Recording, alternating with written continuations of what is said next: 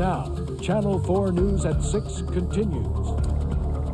Well, certainly the idea of raising taxes to pay for schools is always a controversial idea. To say the least. And many of you probably think school districts could do so much more with the money they already have.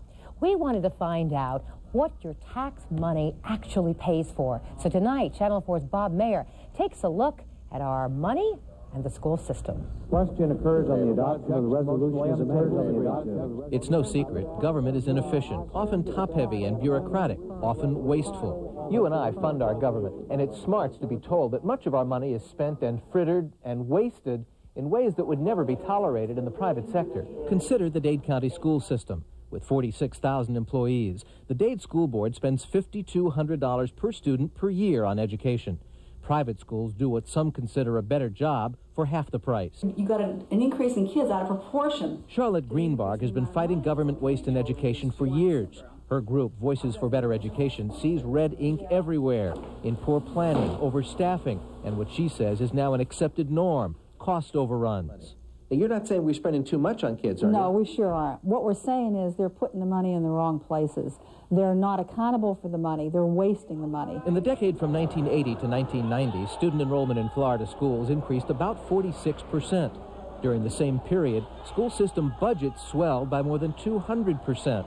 I think in any institution, public or private, when you get this large, you're going to have some degree of waste and duplication. But while Dade School Superintendent Octavio Viciedo admits to some degree of waste, he adds that a budget growing faster than enrollment isn't an example. I'm telling you that particularly here in Dade County, we are providing more services today to kids for similar amounts of funding than we ever have 10 years ago. Services, says Viciedo, like HIV education, before-school care, after-school care, even in middle schools, and pre-kindergarten programs, all of which bloat the budget. Some argue that money for other programs is misspent, and Florida Tax Watch argues that statewide, the system is top-heavy with administrators. State records show one administrator for every 12 teachers in Dade, one bureaucrat for every 9 teachers in Broward.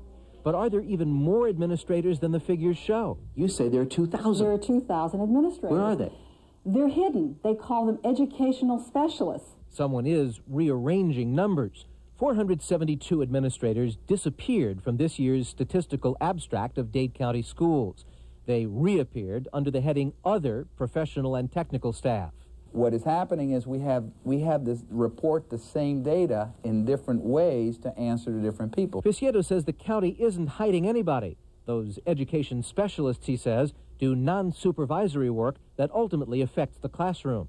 Okay, but how about those officially on the books as teachers like Rich Robinson, who hasn't seen the inside of a classroom in 25 years?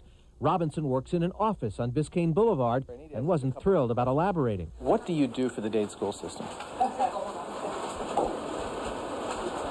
We'll tell you the school system lists Robinson as a substitute teacher, but he looks like an administrator, working on the community outreach program, writing school grants, and working liaison with the Chamber of Commerce. The Dade school system lists you as a substitute teacher. Do you teach?